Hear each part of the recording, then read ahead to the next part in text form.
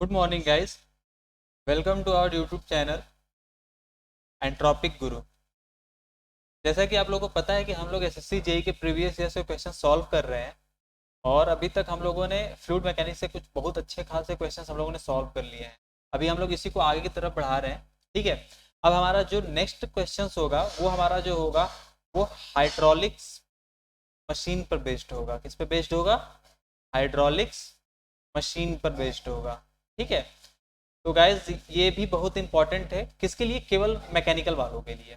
हाँ, ये mechanical mechanical engineering के एग्जाम के अकॉर्डिंग काफ़ी ज़्यादा इंपॉर्टेंट टॉपिक है हाइड्रोलिक्स मशीन्स। ठीक है, तो गाइज आप आइए हम लोग देखते हैं कि कैसे हम लोग इसको सॉल्व करते हैं। ठीक है, इसके क्वेश्चन को कैसे सॉल्व किया जा सकता है।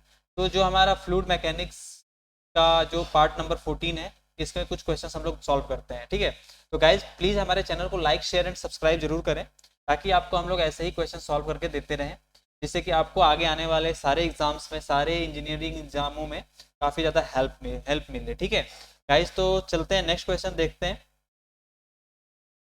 The purpose of the surge tank in a pipe line is to. Okay, तो ये हम लोगों ने पहले भी ये क्वेश्चन सॉल्व कर लिया है कि सर्ज टैंक का क्या काम होता था। सर्ज टैंक का काम क्या होता था? जैसे यहाँ से ये डैम है, डैम से वाटरफॉल हो रहा है, यहाँ पे एक सर्ज टैंक बना दिया गया है। ठीक है ना, और यहाँ पे आगे चलता है और यहाँ पे टरबाइन वगैरह यहाँ पे लॉक हो जाता है। तो जैसे ये वाटरफॉल होता है, इसकी वेलोसिटी और प्रेशर बढ़ता है, तो यहाँ पे वाटर हैमरिंग का पर्पज होने लगता है, वाटर हैमरिंग करने लगता है, जिसकी वजह से इसमें कुछ हद तक वाटर को हम लोग क्या करते हैं, प्रेशर को हम लोग क्या करते हैं, वाटर को रिलीव रखते हैं, वाटर को इसमें क्या करते हैं, रखे रहते हैं, ताकि क्या कर दे, वो प्रेशर को रिलीव कर दे। इसके बारे में मैंने बता रखा था आपको पहले ही क्वेश्चन में, पहले ही लेक्चर में। तो गाइज प्लीज आपको, अगर आपको समझ में नहीं आ रहा है तो आप लोग ये पहला लेक्चर हमारा जरूर देख लें, उससे हमने सर्च टैंक के बारे में अच्छे से डिस्क्राइब किया है। तो गाइज, तो इसका जो आंसर हो जाएगा वो ऑप्शन नंबर डी होगा, relieve pressure due to the water hammering. मतलब वाटर हैमरिंग से बचाने के लिए हम लोग सर्च टैंक का यूज करते हैं। किससे बचाने के लिए? वाटर हैमरिंग से। ओके, ठीक है, तो हमारा जो ऑप्शन नंबर डी है गाइज वो क्या होगा? करेक्ट आंसर होगा। ठीक है, नेक्स्ट क्वेश्चन देखते हैं। High specific speed of turbine implies that it is. Okay, हमसे ये पूछा जा रहा है कि स्पेसिफिक स्पीड सबसे ज्यादा हाई किसकी होती है। ठीक है ना, किसकी, क्या पूछा जा रहा है कि हमारा जो स्पेसिफिक स्पीड है, वो सबसे ज्यादा हाई किसकी होती है। तो इसमें देखो जाए कि स्पेसिफिक हीट क्या करता है। स्पेसिफिक हीट सबसे पहले क्या करता है, इसके बारे में समझते हैं।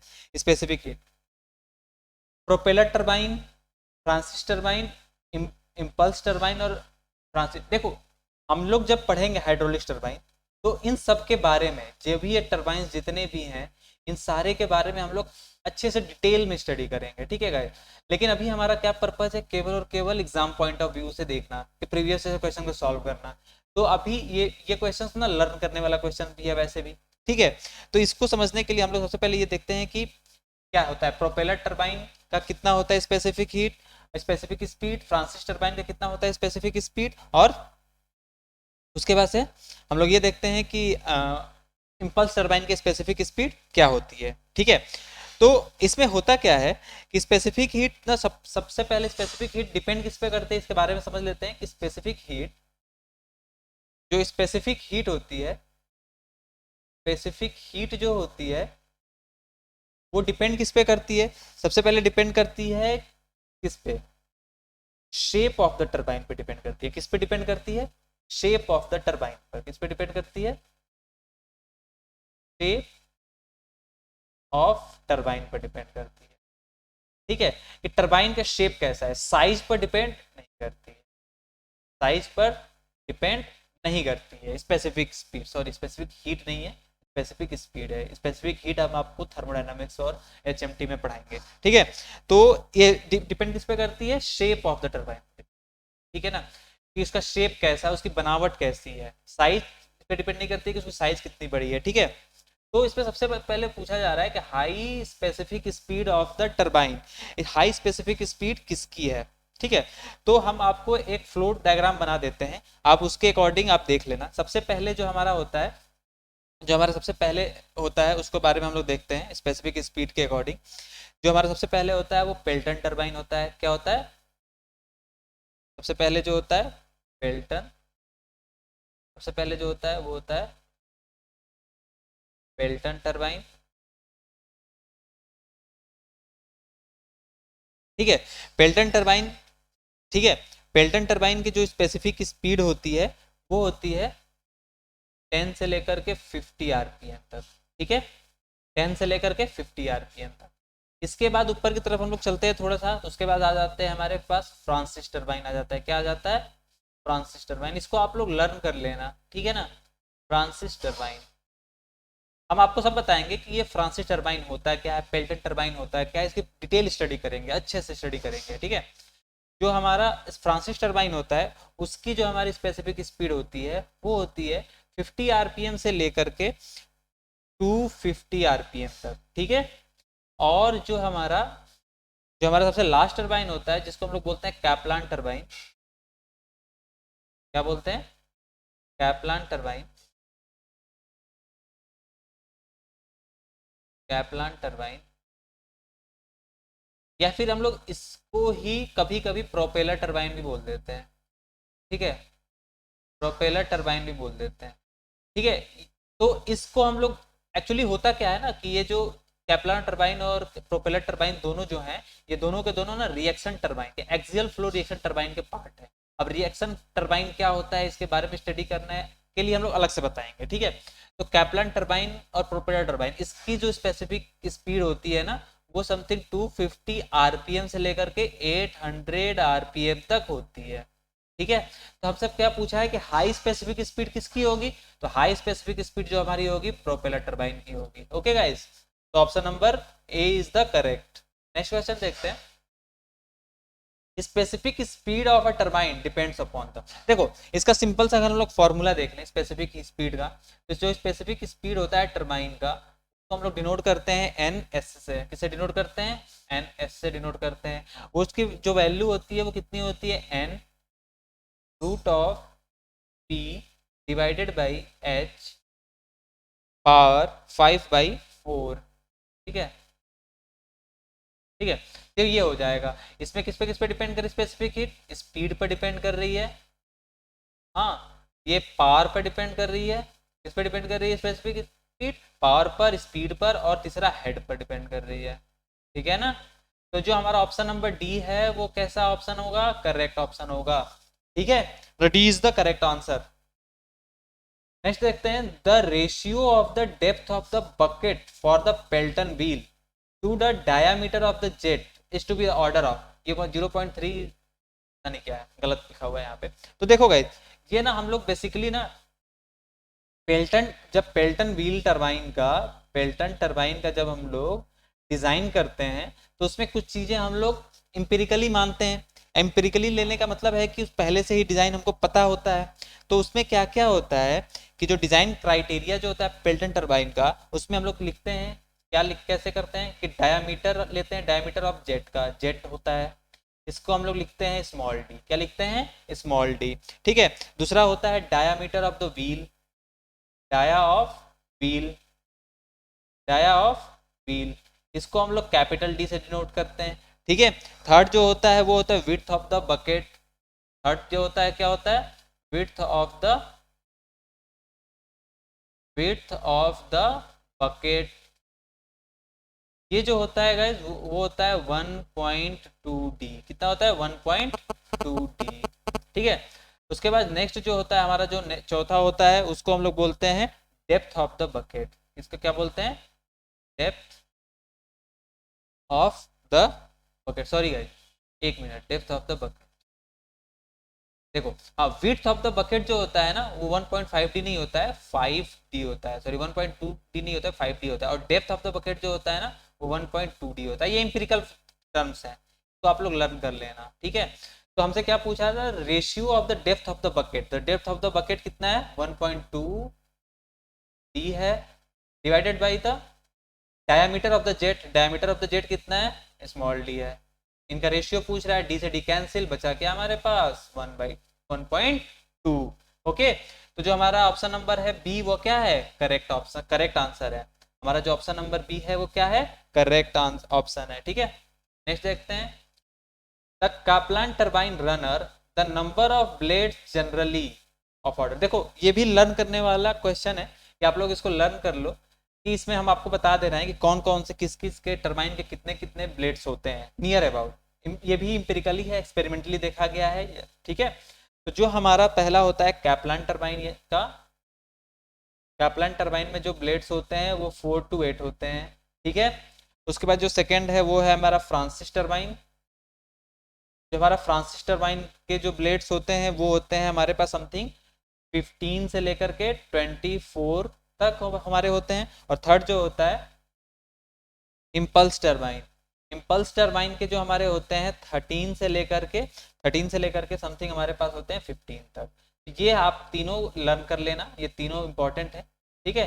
तो जो हमारा इसमें जो ऑप्शन नंबर बी है वो क्या है, हमारा जो ऑप्शन नंबर बी होगा वो क्या होगा, हमारा करेक्ट आंसर होगा। क्या होगा, करेक्ट आंसर होगा। क्या होगा, करेक्ट आंसर होगा। हमारा जो बी ऑप्शन क्या होगा, करेक्ट आंसर होगा, ठीक है। चलो नेक्स्ट नेक्स्ट क्वेश्चन देखते हैं। Cavitation is caused by, cavitation is caused by. देखो गाइस, कैविटेशन के बारे में हम लोग को थोड़ा जानना जरूरी है, कैविटेशन होता क्या है। तो उसके बारे में हम थोड़ी सी आपको स्टडी करके बता देते हैं कि कैविटेशन के बारे में वैसे भी मैंने बहुत पहले एक क्लास ले लिया भी था, बताया भी था कैविटेशन का मतलब होता है क्या, कैविटेशन होता कैसे है, कैविटेशन में क्या क्या होते हैं, क्या चीज़ें होती हैं। तो ये बेसिकली जो होता है वो होता है लो प्रेशर से। कैसे होता है, लो प्रेशर। तो इसकी स्टडी थोड़ा सा समझते हैं कि कैविटेशन को कैसे समझा जा सकता है, कैसे होता है, ठीक है। तो सपोज करो कि हमारे पास फ्लूइड है, ठीक है, फ्लूइड है, क्या है, फ्लूइड है। समझना जरा सा, कैविटेशन का क्या है, सपोज करना क्या है, फ्लूइड है, ठीक है। अब फ्लूइड हो क्या रहा है कि जब जब भी हमारा फ्लूइड होता है उसका क्या होता है, प्रेशर ड्रॉप होता है, प्रेशर चेंज होता है, ठीक है ना। प्रेशर चेंज होगा, प्रेशर क्या होगा, प्रेशर चेंज होगा, प्रेशर चेंज होगा। तो जब प्रेशर चेंज होता है तो प्रेशर चेंज होने के केस में क्या होता है, जब भी प्रेशर एटमॉस्फेरिक प्रेशर से कम होता है, एटमॉस्फेरिक प्रेशर से क्या होता है, कम होता है। जब भी प्रेशर क्या होता है, एटमॉस्फेरिक प्रेशर से कम होता है, तो वो क्या होता है, बॉयल करने लग जाता है। फ्लूइड क्या करने लग जाता है, बॉयल करने लग। क्या हुआ, फ्लूइड लिया, फ्लूइड के पास अपना कुछ प्रेशर होगा, जब उसका प्रेशर एटमॉस्फेरिक प्रेशर से कम होता है, फ्लूइड क्या करने लग जाता है, बॉयल करने लग जाता है। बॉयल करने लगेगा, तो बॉयल करने की वजह से क्या होगा, बॉयल तो करेगा ही करेगा। बॉयल करने की वजह से होगा क्या, सिंपल सी बात है, फ्लूइड क्या होगा। इसके बाद बॉइलिंग की वजह से क्या होगा कि जब बॉयल होता है तो आपको पता है कि इसमें क्या बनने लग जाते हैं, बबल्स बनने लग जाते हैं। क्या बनते हैं, बबल्स बनते हैं। समझ में आ गया, फ्लूइड में क्या होगा, बबल्स में फॉर्म होने लगेगा। बॉइलिंग के बाद से क्या होता है, फ्लूइड्स जो होते हैं बबल में फॉर्म होते हैं, और फ्लूइड फ्लो कर रहा है। क्या कर रहा है, फ्लूइड फ्लो कर रहा है। तो फ्लूइड जब फ्लो कर रहा है तो उसके साथ साथ बबल्स भी क्या होंगे, फ्लो करेंगे। जब फ्लो करेंगे तो फ्लो करते करते आगे कहीं ना कहीं पे हाई प्रेशर फ्लूइड आएगा, हाई प्रेशर फ्लूइड आएगा, फ्लो करेगा। तो जैसे ही ये बबल्स इस हाई प्रेशर फ्लूइड के साथ जाते हैं, क्या करने लग जाते हैं, क्या हो जाते हैं, कोलैप्स हो जाते हैं। क्या हो जाते हैं, बबल्स क्या हो जाते हैं, कोलैप्स हो जाते हैं। बबल्स जब कोलैप्स हो जाएंगे तो उससे क्या होगा, जैसे ही बबल्स कोलैप्स होंगे यहाँ पे क्या हो जाएगा, शॉक वेव बनने लगेगा। क्या हो जाएगा, शॉक वेव डेवलप होंगे। क्या डेवलप हो जाएंगे, शॉक वेव डेवलप हो जाएंगे। और ये शॉक वेव जो होंगे वो क्या करेंगे कि पूरे पाइप में या फिर पूरे फ्लूइड्स में क्या करेंगे, मूव करेंगे। पूरे पाइप या फिर सॉलिड सरफेस को क्या करेंगे, मूव करेंगे, हाई स्पीड से क्या करेंगे, हिट करेंगे। क्या करेंगे, हिट करेंगे। हिट करने का मतलब है कि पाइप को क्या करेंगे, पाइप को किसी भी तरीके से नुकसान पहुंचाएंगे। क्या करेंगे, पाइप को किसी तरीके से नुकसान, किसी ना किसी तरीके से नुकसान पहुंचाएंगे या फिर हर्ट करेंगे उसको। ठीक है गाइस, वैसे यहाँ पे दिल हार्ट दिल टूटने की बात नहीं हो रही है कि किसी ने किसी को धोखा दे दिया है या फिर क्या कर दिया है किसी। यहाँ पे सिंपल सी बात है कि ये जो जो ये शॉकवेव्स हैं काफी ज्यादा पावरफुल होते हैं। ये पावरफुल होकर क्या करेंगे, ये सॉलिड्स जो सरफेसेज हैं उनको क्या करेंगे, हर्ट करेंगे या फिर इसको क्या करेंगे, नुकसान पहुंचाएंगे।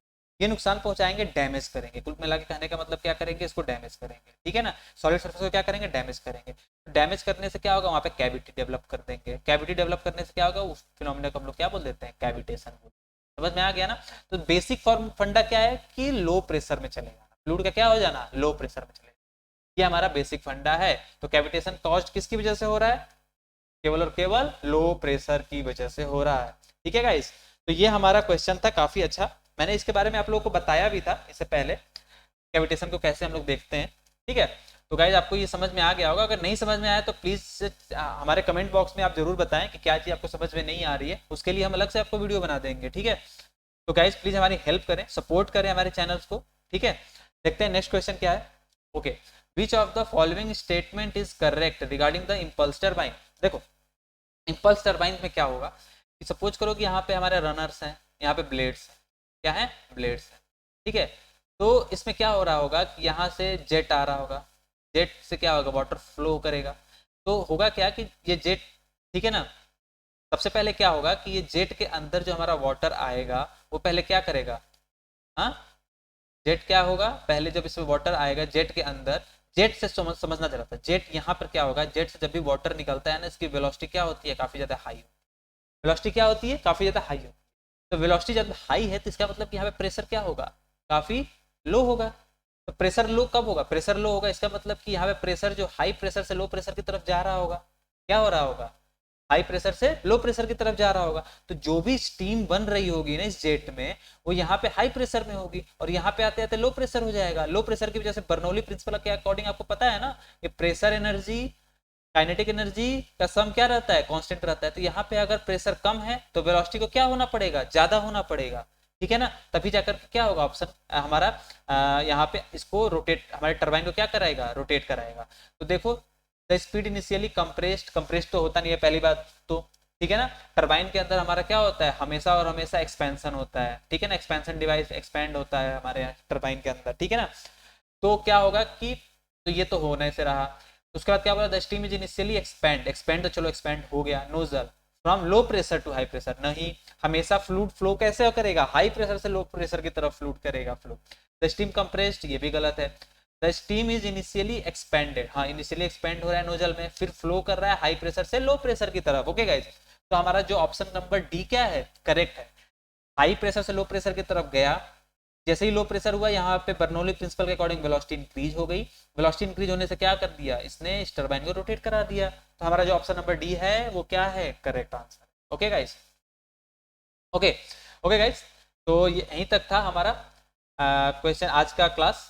तो गाइस प्लीज हमारे चैनल को लाइक शेयर एंड सब्सक्राइब करें ताकि हम आपको और भी अच्छे अच्छे क्वेश्चन इसी तरीके से आपको अच्छे अच्छे कंटेंट आपको देते रहें, ओके गाइस।